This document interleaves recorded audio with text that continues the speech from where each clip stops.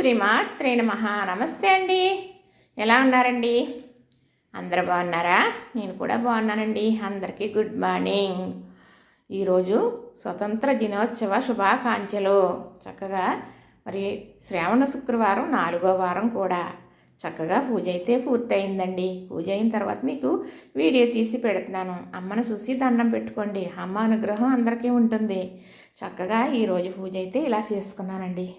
చూసారా చక్కగా మరి ఈ పరమేశ్వరుడిని ఇలా పళ్ళులు అలంకరించుకుని అలాగే లక్ష్మీదేవి అలాగే విఘ్నేశ్వరుడు మరి అలాగే ఒక వెండి గంట ఎండు ఆవు మరి పరమేశ్వరుడికి ఎదురుగా నందీశ్వరుడు ఉండాలి కదా. నందీశ్వరుడు మరి ఆయనకి శంఖం ఇష్టం అని చెప్పి ఒక శంఖం మరి ఇవన్నీ చక్కగా ఈ పళ్ళులు అలంకరించుకుని మరి చక్కగా రోజు నీళ్ళతో అభిషేకం అనేది చేసుకుంటానండి. ఇది ఏకబిల్వం, ఇదేమో బిల్వం, ఇది మహాబిల్వం అన్నమాట. ఇంకా ఏ బిల్వాలు ఉన్నాయంటే తెలియదు, కానీ ఈ 2 మొక్కలు నేను పెట్టుకున్నానండి. చక్కగా కోసుకుని తెచ్చుకుని ఇలా పరమశివుడికి పూజించుకుంటూ ఉంటాను. ఆయనకి అర్చన చేసుకుంటాను అన్నమాట. చక్కగా మరి ఈ వినాయకుడు జిల్లేడు చెక్కతో చేసిన వినాయకుడు 10 సంవత్సరాలు అవ్వుంటుందేమోలేండి. మనం తీసుకుని చక్కగా ఏనుగులు మా కోడలు కొందండి పెద్దవి చిట్టి ఏనుగులు ఉన్నాయి కదా, అవి చెక్కయ్యమాట మా బాబు కొన్నాడు. మరి ఈరోజైతే నేను దీపారాధన నువ్వుల నూనెతో చేసుకున్నానండి. మరి నువ్వుల నూనెతో చేసినా కూడా మహాలక్ష్మికి చాలా ఇష్టమంట. ఎందుకంటే విష్ణుమూర్తి ఒంటి నుంచి మరి చెమట చుక్క జారిపడి కింద నేల మీద పడి అది నువ్వుల మొక్క అయ్యిందంట అని పెద్దలు చెప్తారు. అందుకు ఆవిడకి ఇష్టము అని చెబుతారు. మరి లక్షవారం ఆవునేతితో చేసుకున్నాను కదా, మరి శ్రావణ శుక్రవారం కదా, అందుకును నువ్వుల నూనెతో చేసుకున్నాను. అలాగే మొలకెత్తిన శనగలో నివేదన చేశానండి.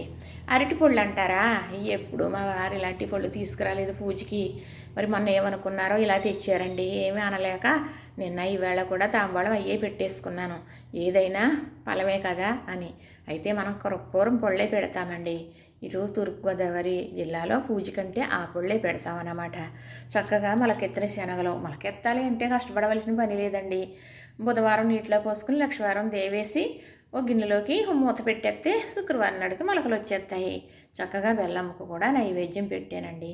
ఎన్ని నైవేద్యాలు పెట్టినప్పటికీ కూడా మనం ఒక్క బెల్లం ముక్క నైవేద్యం పెడితే చాలండి. అప్పుడు నైవేద్యాలన్నీ పెట్టినట్టే. బెల్లానికి నిలవ గుణం లేనిది కాబట్టి బెల్లం ముక్క నైవేద్యం పెడితే చాలా మంచిది.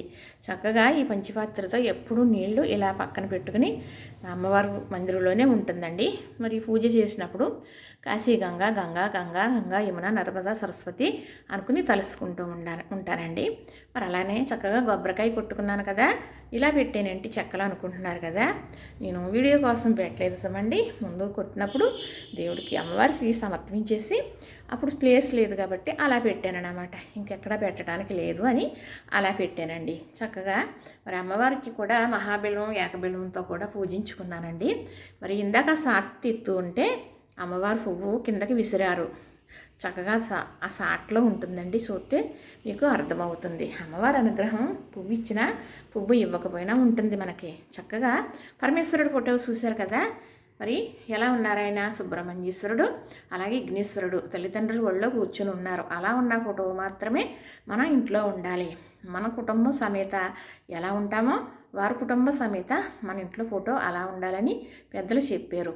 మరి పరమేశ్వరుడు ఒక్క ఆయనే ఉన్న ఫోటో పర్వాలేదు, అమ్మవారు కూడా పక్కనుంటే వారి పిల్లలు కూడా అలా ఉండాలి అని చెప్పారు అని అలా పెట్టుకుని పూజించుకుంటానండి. నేను చేసుకునే విధానం ఇదేనండి. చక్కగా చూశారు కదా, మరి మొదలు పెట్టేటప్పుడు ఈ గంట వాయిస్తానన్నమాట. పూజ ప్రారంభించే ముందు మనం దీపారాధన చేసుకునేటప్పుడు మామూలు గంటతో చేసుకుంటాను. గంట అనేది వాయిస్తే మరి రాక్షసులు అనేది పారిపోతారట. మరి అందుకే ఉదయాన్నే పూజ చేస్తే మనకన్నా ముందు రాక్షసులు చేసేస్తారు కాబట్టి ఉదయాన్నే అయితే మనమే చేసుకుంటాం అవుతుందని ఉదయాన్నే చేయమని పెద్దలు కూడా చెబుతారన్నమాట. చూశారు కదా చక్కగా. మరి ఈరోజైతే మీకు నేను మరి అమ్మవారు మహాలక్ష్మి అష్టలక్ష్మిలు శ్లోకాలు ఉంటాయి కదా, అవి నాకు మొత్తం వచ్చి కానీ మరి అదంతా చదివితే మరి లెంత్ ఎక్కువ అవుతుంది కాబట్టి 2 లైన్లు చదువుతానండి. సుమనత మండిత సుందరి మాధవి చంద్ర సహోదరి హేమమయే మునిగణ మండిత పండిత మోక్షప్రదాయిని మంజుల భాషిని వేదనుతే పంకజవాహిని దేవని పూజిత సద్గుణవర్షిణి శాంతియతే జయ జయ హే మధుసూదన కామిని ఆదిలక్ష్మి సదా పాలయమా ఆదిలక్ష్మి సదా పాలయమా ఐకలి కల్మష నాశిని కామిని దేవి వేదిక రూపిణి వేదమయే క్షీరసముద్రవ మంగళరూపిణి మంత్రనివాసిని మంత్రమతే మంగళదాయిని అంబుజవాహిని దేవగణాశ్రిత పాదయుతే జయ జయ హే మధుసూదన కామిని ధనలక్ష్మి రూపేణ పాలయమా ధనలక్ష్మి రూపేణ పాలయమా. చాలా బాగా పాడగలనండి, కొంచెం శక్తి సరిపోవట్లేదు. తర్వాత కళ్ళజోడేమో మసగ్గా కనపడుతుంది.